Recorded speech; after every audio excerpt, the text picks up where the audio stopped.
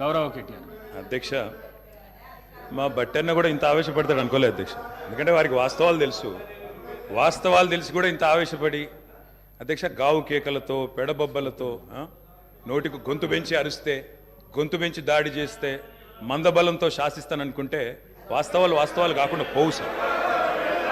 పాలమూరులో గంజి కేంద్రాలు వాస్తవం, తెలంగాణలో నెత్తురు బారిన నేలలు వాస్తవం, నెర్రలు బారిన నేలలు వాస్తవం, కరెంటీ అని మాట వాస్తవం, 14 లక్షల వలసలు వాస్తవం. అధ్యక్ష, ఇవన్నీ కాంగ్రెస్ పాలనకు తార్కాణాలు అధ్యక్ష, నేను చెప్పడం లేదు అధ్యక్ష. ఎవరో కాదు అధ్యక్ష, గౌరవ ముఖ్యమంత్రి రేవంత్ రెడ్డి గారు మాట్లాడిన రికార్డు అసెంబ్లీలో అధ్యక్ష, కాంగ్రెస్ పరిపాలన గురించి గౌరవ ముఖ్యమంత్రి రేవంత్ రెడ్డి గారు మాట్లాడిన మాటలు వారి మాటలు చెప్తా అధ్యక్ష. వారు చెప్పినారు రేవంత్ రెడ్డి గారు, ఇది 2014 25 జూన్ అధ్యక్ష. వారి మాటలు నేను కోట్ చేస్తా ఉన్నా, అసెంబ్లీ రికార్డ్ అధ్యక్ష. నేను చదువుకోవడానికి హైదరాబాద్లో ఉంటే నా తండ్రి గారు చనిపోతే మా గ్రామానికి పోయినాను. పద్ధతి ప్రకారం దాన సంస్కారాలు అయిన తర్వాత స్నానం చేసి ఇంటికి పోవాలి. ఎండాకాలం వస్తే ఏ బావిలో కూడా రోజుల తరబడి ఈత కొట్టినామో ఆ బావి ఎండిపోయింది. బోర్ దగ్గర పోయి స్నానం చేద్దాం అనుకుంటే కరెంట్ లేదు. నాకున్న పరిచయాలతో కరెంటే ఇస్తే బోర్ల నుంచి నీళ్ళు వస్తలేవు. స్నానం చేయవలసిన సమయంలో నెత్తి మీద నీళ్లు చల్లుకొని ఇంటికి వచ్చినాం అధ్యక్ష. తెలంగాణ ప్రాంతం నిర్లక్ష్యం కావడానికి కారణం కాంగ్రెస్ పాలకులన్న విషయం ఇప్పుడు అర్థమైంది అధ్యక్ష. ఇది నేను కాదు అధ్యక్ష, రేవంత్ రెడ్డి గారు చెప్పిన మాట. మీ ముఖ్యమంత్రి గారే చెప్పినారు అధ్యక్ష, నేను చెప్పడం కాదు. నేనేమంటున్నా అధ్యక్ష, మీరు దాచేస్తే దాగని సత్యాలు చరిత్ర అధ్యక్ష. ఇట్లా నిమిషానికి ఒకసారి ఇంటరప్ట్ చేస్తే ఎట్లా అధ్యక్ష? ఇంత ఆవేశం ఎందుకు? బట్టన్నా అధ్యక్ష, ముఖ్యమంత్రి గారు మాట్లాడతారు తర్వాత, మీకెందుకు బాధ? బట్టి గారు ఇంత బాధపడితే కష్టం. ఇందిరమ్మ పాలన గురించి రేవంత్ రెడ్డి గారు చెప్పిన మాట ఇది. ఇంకా చాలున్నాయి రేవంత్ రెడ్డి గారు చెప్పిన మాటలు, చెప్పమని చెప్తా అధ్యక్ష. This is not right sir అధ్యక్ష, you have to come to my rescue. This is not right అధ్యక్ష. ఇదేం అధ్యక్ష? సీఎం గారు సమాధానం చెప్తారు అధ్యక్ష. గౌరవ కేటీఆర్ గారు ఎన్నిసార్లు ఇస్తారు సార్? మరి మేము కూడా లెక్క చూడాలా? 39 మందికి అధ్యక్ష, మనం తెలంగాణ రాష్ట్ర శాసనసభలో మాట్లాడుతూ ఉన్నాం. ఆనాటి ఉమ్మడి ఆంధ్రప్రదేశ్ శాసనసభ వ్యవహారాలు కాదు, ఆనాటి ఉమ్మడి ఆంధ్రప్రదేశ్ శాసనసభ కాదు. ఇది ప్రత్యేక తెలంగాణ రాష్ట్ర శాసనసభ. ఈ శాసనసభ ఈ రాష్ట్ర అధ్యక్ష ఇందిరమ్మ గుర్తు చేయాలి. ఇందిరమ్మ పాలనలో ఎట్లా ఇంటింటికి తాగునీళ్ళు ఇవ్వాలని దుస్థితులను గుర్తు చేయాలి. ఇందిరమ్మ పాలనలో ఎట్లా అయితే గరీబీ హటావో అని నినాదం ఇచ్చి మర్చిపోయినో గుర్తు చేయాలి. రాజశేఖర్ రెడ్డి గారిని గుర్తు చేసుకున్నప్పుడు, కిరణ్ కుమార్ రెడ్డి గారిని గుర్తు చేసుకున్నప్పుడు వారు తప్పకుండా మేము కూడా అన్ని చెప్పాలి కదా సార్. పోతిరెడ్డి పాడుకు పొక్కదవి నీళ్లు తీసుకుపోతుంటే హారతులు పట్టిన వాళ్ళ సంగతి చెప్పాలా, హంద్రీనివాకు హారతులు పట్టిన వాళ్ళ సంగతి చెప్పాలా, తెలంగాణకు అన్యాయం చేసిన ప్రతి ఒక్కరి సంగతి చెప్పాలా. కేవలం సెలెక్టివ్గా తలుచుకుంటాం, ఇందిరమ్మ పేరు అవసరం వచ్చినప్పుడు తలుచుకుంటాం, లేకపోతే తలుచుకోమంటే ఎట్లుంటుంది అధ్యక్ష? కాబట్టి తప్పకుండా చెప్పాలా.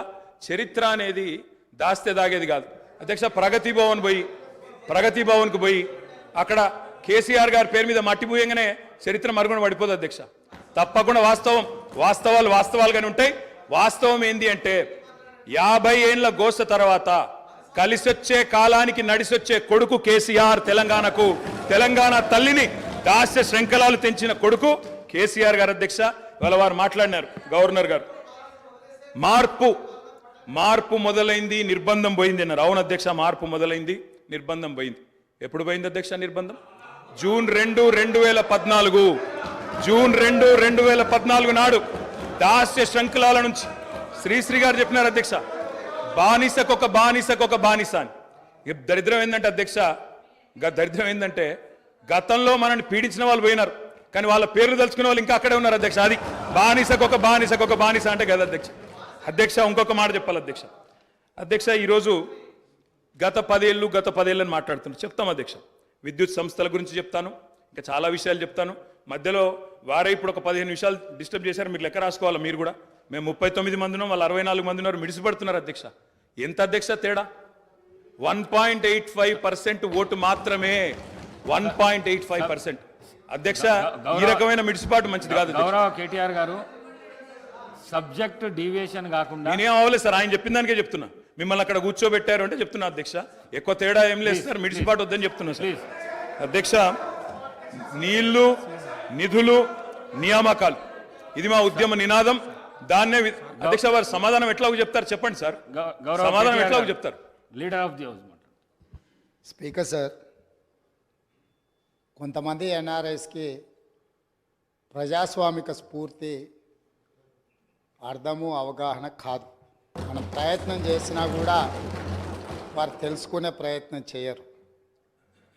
ప్రజాస్వామ్యంలో 49కి 0 వాల్యూ ఉంటుంది, 51కి 100% వాల్యూ ఉంటుంది. ఎందుకంటే 51% ఓట్లు, 51% నెంబర్ ఉన్న వాళ్ళు ప్రభుత్వాన్ని ఏర్పాటు చేస్తారు. 49% ఉన్నవాళ్ళు ప్రతిపక్షంగా కూర్చొని ప్రభుత్వం తీసుకునే పరిపాలనలో నిర్ణయాలను, శాసనాలను సహేతుకంగా విశ్లేషించి సలహాలు సూచనలు ఇస్తారు. సలహాలు సూచనలు ఒకవేళ ప్రభుత్వము పెడచెవిన పెడితే నిరసనలు, ధర్నాలు, రాస్తారోకలు చేస్తారు. అవసరమైతే ఆమరణ నిరాహార దీక్షలు చేసిన కూడా సందర్భాలు ఉన్నాయి. ఆ స్పిరిట్ను తీసుకోవాలి తప్ప వాళ్ళు 64 ఉన్నారు, మేము 39 మంది ఉన్నాం, మేము అచ్చోసిన ఆంబోతుల్లాకున్నాం, మేము పోడియంలోకి వచ్చి కుస్తీలు కొట్లాడతాం, ఈ రకమైన భాష వారి గౌరవానికి కానీ ఈ సభను నడిపించుకోవడానికి కానీ సహకరించదు. రెండవ అంశం, పదే పదే గత పాలన గురించి, గత ప్రభుత్వాల గురించి మాట్లాడుతున్నాను. సరే, వారు ఏం మాట్లాడతారో మొత్తం విన్నాక రిప్లై చేద్దాం అనుకున్నాను. కాకపోతే నా రిప్లై కోసం వారు తహతహలాడుతున్నారు. గత పాలనలో యూత్ కాంగ్రెస్ వైస్ ప్రెసిడెంట్గా కల్వకుంట్ల చంద్రశేఖరరావుకు అవకాశం ఇచ్చిందే కాంగ్రెస్ పార్టీ.